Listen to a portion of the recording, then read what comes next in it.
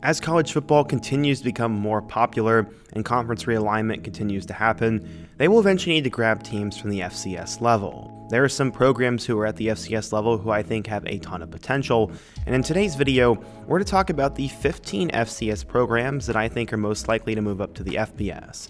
That could happen maybe next week, or it could happen in a couple of years, but today I have 15 examples of teams I think should move up. But before we get started, if you're a big fan of college football, be sure to subscribe to the channel, leave a like if you want to support today's video, and let me know what player, team, topic, or situation I can cover next.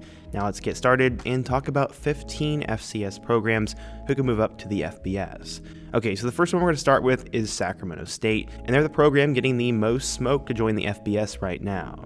There's been a lot of talk about their Sac-12 initiative and the money that has been pouring into their program.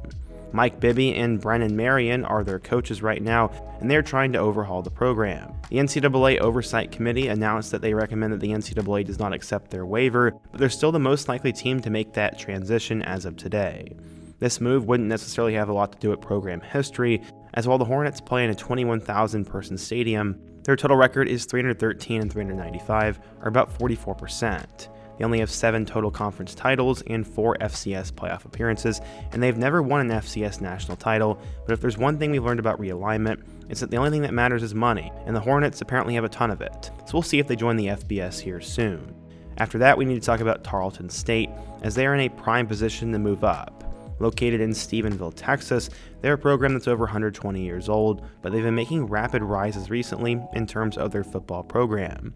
In 2019, they moved up from the Division II Lone Star Conference all the way up to the WAC, which is now the United Athletics Conference. They're now making noise they want to move up to the FBS, and they have a 24,000-person stadium and have gone 109 and 52 over the last 15 years under head coach Todd Whitten. Since they are so new to the FCS, it might seem a little weird, but they are at a point in their history where I'd compare them to UCF. The Knights were only an FCS team for 8 years before joining the FBS, and they have a total record of 336 and 325, or about 50%. Charlton also has 11 conference titles and an FCS playoff appearance just last year. They've been commonly thrown around as a replacement for UTEP in Conference USA, and honestly, I think it's a win for the Texans and not an if. UC Davis is Sacramento State's smarter, dorkier cousin. UC Davis is considered to be one of the top schools in the country, so it makes sense that their football program has fallen by the wayside for a while.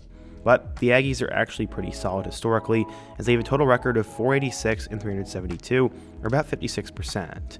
They've also won 31 conference titles, and last won the Big Sky in 2018, as they are led by former Colorado head coach Dan Hawken. They're currently led by former Boise State offensive coordinator Tim Blau, who's gone 11-3 as their head coach in year 1, and took them to the quarterfinals in the FCS playoffs.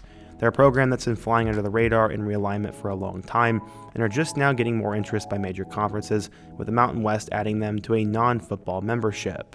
But I think the non-football membership is to give the Aggies a few years to get their football facilities up to the standard, and then eventually they could become full members. But it's worth noting their stadium barely seats 10,000 people. The fourth school is Montana, as they feel like they are totally made for the Mountain West at some point, but they have a pretty good spot in the Big Sky Conference right now.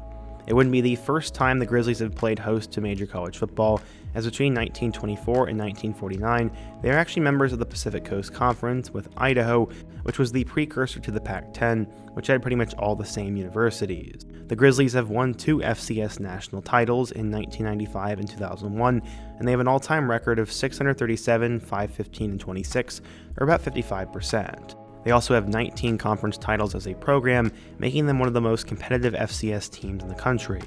They also have a gorgeous stadium that seats over 25,000 people, and a head coach in Bobby Hawk, who's led them to a total of 137 wins in 14 years. The only thing that will really hold them back is the fact that there's not many people out there in Montana, so a conference like the Mountain West would really have to ask if they want another Wyoming. But we'll see. Just across the state in Bozeman are the Montana State Bobcats. They're another program that's really risen in recent memory, and one of the fun things about the Bobcats is that they're the only college football program to win a national championship on 3 levels: NAIA, D2, and FCS. The Bobcats have a smaller fan base than Montana and are a bit more remote than the Grizzlies, making them a tough add for the Mountain West, but the Bobcats are still 548 and 497 with about a 52% win percentage and 22 conference titles in their history. They have a smaller stadium at just 17,000, but have been one of the best programs recently. Their head coach, Brett Vegan, came over from Wyoming 5 years ago and is 47 and 10. Like Montana though, they are very remote, and they aren't exactly going to bring in a lot of fans to their new conference, which might keep them away from the Mountain West for a little bit. Their best sport is actually rodeo, where they have 32 national titles, but rodeo doesn't make them an attractive option, especially with a basketball program that's been good recently, but not enough to warrant moving to the Mountain West. The other Texas school I'm going to talk about today is Stephen F. Austin, located in Nacogdoches. The Lumberjacks recently moved back to the Southland Conference, and there's some rumors that they're doing that to be more stable to move up to Conference USA, or the Sun Belt if Texas State moves to the Pac-12. They have a smaller stadium at just over 14,000, but Texas schools have a pretty strong football fan base, so there are thoughts they would easily be able to expand to over 20,000 seats when it's all said and done.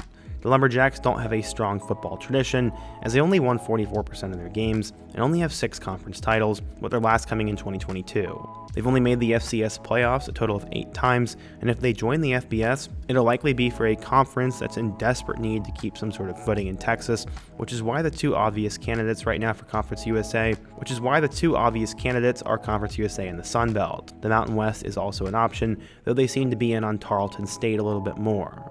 In the FBS, we already have Western Kentucky, so why not Eastern Kentucky?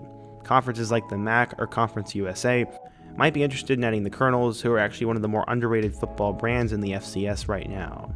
They have a total record of 607 and 391, giving them a 60% win percentage. They also have 22 conference titles and have claimed over 2 national championships, and their football stadium seats 20,000. They're currently members of the combined WAC and ASUN conferences, which is the United Athletic Conference, but could easily make the jump to FBS. The problem that EKU runs into is they don't really have any money. They're consistently rated below average for most mid-major programs in terms of athletic department revenue, but if you look at it from another angle, it shows they're consistently doing more with less, and an increase in funding, which could come from joining another conference, could turn them into a legitimate contender in whatever conference they are in. Pairing them with other cross-state rivals like Western Kentucky could create one of the best Group of 5 rivalries in the country, and that would be must-see TV. When people think of Northeastern football, they don't typically think of success, which is why schools like New Hampshire tend to go under the radar in terms of discussing teams that can move up to the FBS. But with the MAC losing Northern Illinois and adding UMass, it could make sense for them to add a school in the Northeast as a travel partner. With UConn out, New Hampshire becomes a surprisingly good addition. While they play in a smaller stadium at just 11,000 fans, the Wildcats have an all-time record of 539, 445, or a winning percentage of about 55%, and they already have a rivalry with UMass. The problems that would come with New Hampshire are pretty obvious though. Despite being great travel partners for UMass, and an addition that would help with the MAC, the state of New Hampshire isn't all that big, and they only have about 15,000 students there, so they just don't really bring a lot to the table. They are decent at football though, as they sent Max Brosman to Minnesota, and he's now in the NFL. For our next school, we'll stay in the Northeast, this time on Long Island in New York for the Stony Brook Seawolves. Getting access to the New York City market is going to be the main reason that the Seawolves will be considered for moving up, but the program is pretty solid overall, and could warrant a look from a conference like the MAC. Despite their all-time record hovering below 500, the Seawolves are fairly young. They just started in 1984, so a move up to the FBS could be seen as a jump starter for Northeastern football. Their stadium is kind of small at only 12,000, but there are lots of reasons to believe that the best may still yet to come for Stony Brook, which is why I had them on the list.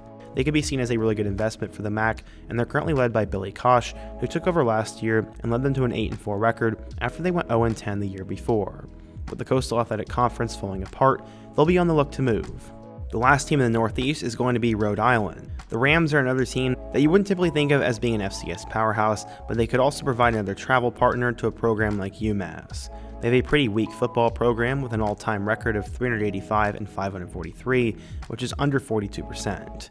They also play in a really small stadium, which seats around 6,500 people on a good day. They don't really provide much on their own, but the reason why I'm including them here is that if a conference like the MAC adds New Hampshire to be a travel partner, this would then leave an uneven amount of schools in the conference, so adding another team in New England could end up being a good long-term play to help grow the conference brand in the Northeast. The Rams athletic department isn't poor either, And the Rams are decent at basketball, so that would definitely be another option too. With Northern Illinois leaving the MAC to join the Mountain West, that leaves the opportunity for two conferences to do something with Illinois State.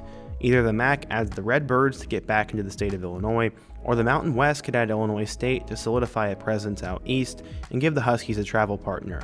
Despite their current head coach Brock Spack being really good, Illinois State isn't exactly that good of a football brand. They have an overall record of 486 and 526, or around 48%, and they've won 10 conference titles and have been to the playoffs 9 times though, including last season. Similar problems pop up though.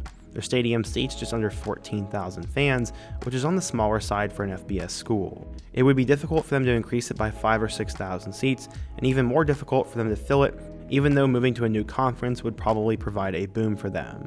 But they probably don't move the needle much in terms of additions in the state of Illinois, which is already crowded with other teams. We're finally to the Dakota schools, and I'm going to start with North Dakota. It's been a pretty loose secret that the only way North Dakota would end up going to the FBS was if all the other Dakota schools went with them. The good news for North Dakota is that they wouldn't be the weakest link. Playing in an indoor stadium, the Fighting Hawks have an all-time record of 668 and 423, with a D2 title in 2001 and 26 conference titles under their belt. The problem with North Dakota, like the rest of the Dakota schools, is that they are so far away from everyone else. There aren't that many FBS schools near Grand Forks, with the closest being Minnesota, who wouldn't be in North Dakota's conference. Joining any conference would mean long plane rides for just about every team, and add that to the fact that North Dakota is probably pretty comfortable in the Missouri Valley, since they're one of the top teams in the FCS at the moment. Moving up a division could mean a bigger payday, but would definitely mean less opportunities to push for a national title. North Dakota State might unironically be the most dominant football team at any level in the 2010s or 2020s. As they play in the indoor Fargo Dome, they have an all-time record of 799 and 384, or an unbelievable 67%. They have 18 total claimed national titles between D2 and the FCS, including last year with their first-year head coach. The Bison are a factory that makes winning football, and they have been for quite some time. But maybe the most interesting reason why they wouldn't move up to the FBS, and why they haven't really explored making the jump at all, is it wouldn't be worth it for them. Money-wise, it would be the best move they could possibly make, as they could find a way into the Mountain West, but moving up a division would almost guarantee they won't be pushing for national championships anymore. Before, they were in the running for national titles every year at the FCS, but if they went in the FBS, they'd have to run the gauntlet of the college football playoff, and add that to their isolation from every other school, and it might be a bad idea all around for them. Going over to the South Dakota schools, the South Dakota Coyotes are the weakest link of all of them, with an all-time record of 524 and 500, or about 51%. They were the runner-up to the D2 national title in 1985, and have made 8 total playoff appearances, including last year in 2024. They also have 11 total conference titles, with only 1 coming in the Missouri Valley. The Coyotes aren't isolated from the other Dakota schools though, as they are located in Vermillion, South Dakota, which is wedged between Nebraska and Iowa. But like the other Dakota schools, they don't have much money on their own, and would need to be surrounded by other Dakota schools in sort of a Dakota pod that would make sense. The Coyotes make the least of any of the Dakota schools, coming in at just over $22 million a year, which is $3 million less than South Dakota State, $7 million less than North Dakota State, and $8 million less than North Dakota. They'd potentially be seen as a leech on those other schools, and might be the worst addition of any school on this list. So the last school on this list is going to be South Dakota State. The Jackrabbits are the arch rival to North Dakota State, and like the rest of the Dakota schools, would probably come as a pod in the Mountain West. The Jackrabbits are probably the second best of the schools in terms of value, despite being the second lowest in revenue. This is because they have just recently become one of the better programs in the FCS, as they have an all-time record of 661, 475, or a win percentage of about 58%. They also won back-to-back titles in 2022 and 2023, meaning they're peaking at the right time. The isolation is more of an issue at South Dakota State than it is with South Dakota, but again, if the Dakota schools were to add a pod, it could create a section of the conference that makes a lot of geographical sense. But like North Dakota State, it may not make sense for the Jackrabbits to give up on national championships just to play in a 6-6 bowl game or something. But who knows? What do you guys think though? Which FCS school do you think is most likely to jump up? What team should I have had on the list, and what topic should I do next? Be sure to let me know down below, leave a like if you want to support today's video, subscribe if you're new, and check out one of the videos on the end screen. Hope to see you guys again soon, but until next time, peace.